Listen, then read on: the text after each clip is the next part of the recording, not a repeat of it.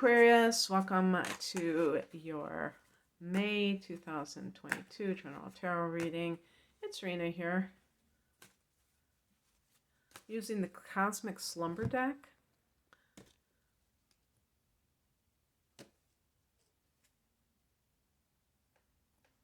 I don't know if I've ever gotten the Hangman in this deck. Put it down a little bit.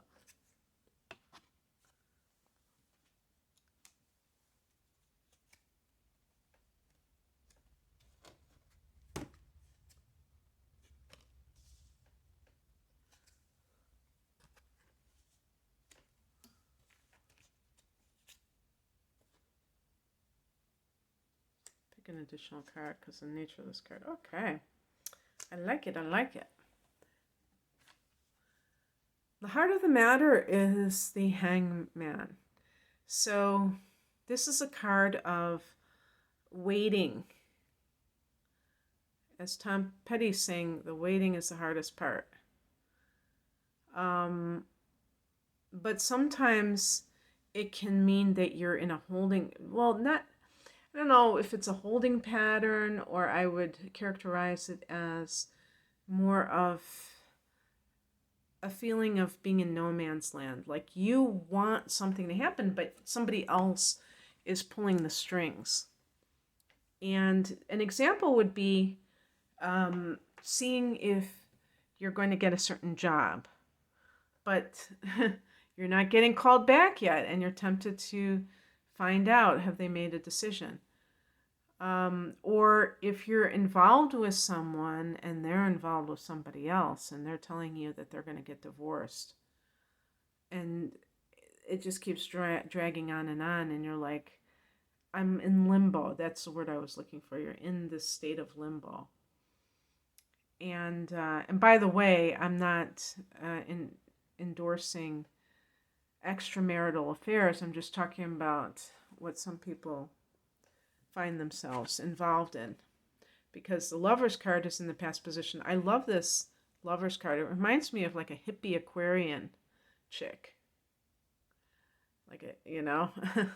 I don't know why they do it like that, but this card is also connected to Gemini, by the way. And in addition to being about love, a love situation, it can also be a choice. So that's what makes me think that you're having to wait for somebody else, because it's like you don't have that power or something. And of course you do have the power. You could say, hey, I'm making my decision. I'm not going to, if you can't decide whether or not you want to be with me, then I already have my answer, because I'm so awesome. There shouldn't be any question about it, you know, that kind of thing. And then you could make up your own mind, and you would have the power. But a lot of times people think that somebody else is pulling the strings. The higher message is the Three of Cups. This is a beautiful card. I was drawn to this deck because of all the colorful illustrations. You can see this kind of reminds me a little bit of what Aquarius represents in that 11th house, friendship.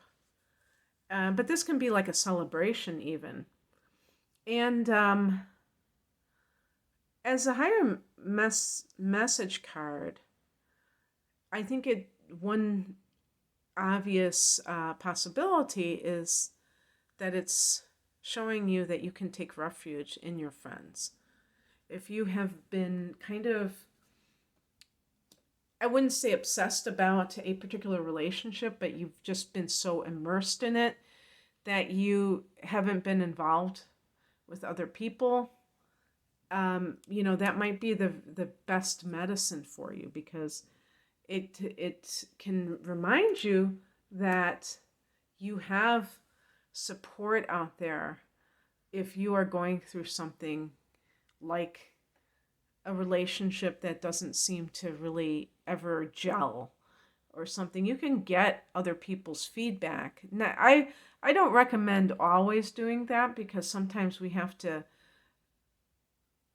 our own way of perceiving things, and other people will not see it. They'll project their own stuff on it. But sometimes if you feel like you're really stuck with something, then that can be a good thing.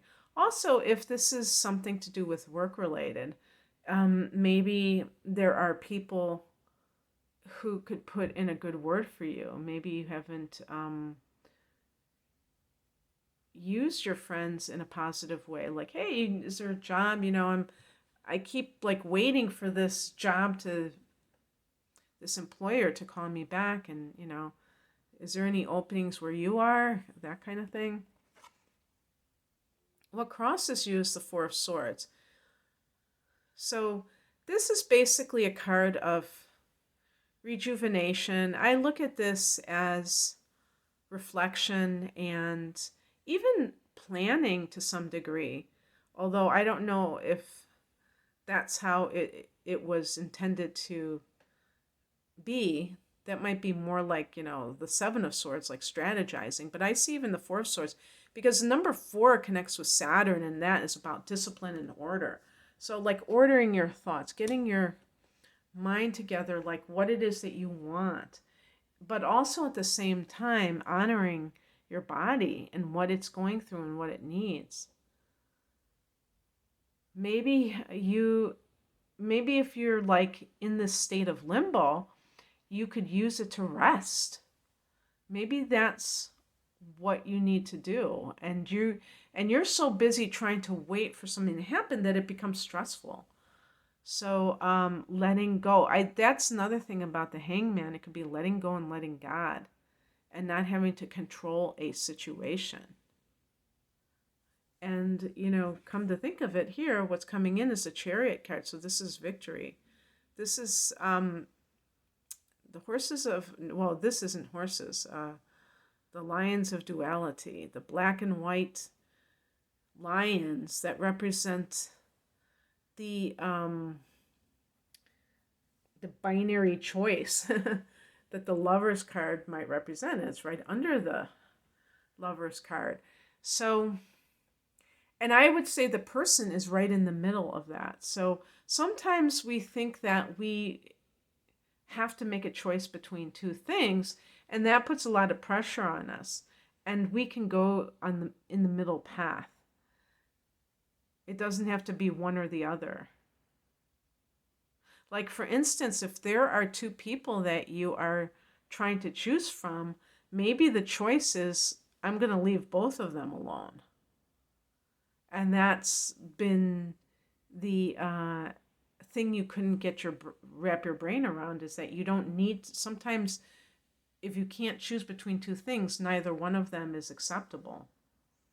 But the Chariot is about self-mastery when it comes to that one-pointedness, so that you're not in that dualistic mindset where you're like black or white about something.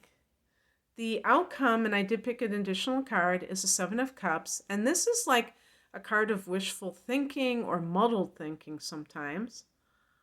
And the person may want a certain outcome, and it's funny because the Hangman and the Seven of Cups, I think, is connected to Neptune, which is a ruler of Pisces.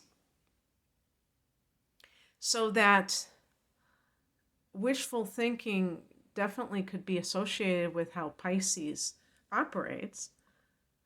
And sometimes that's simply not what is going on, and what has to be, that you have to respect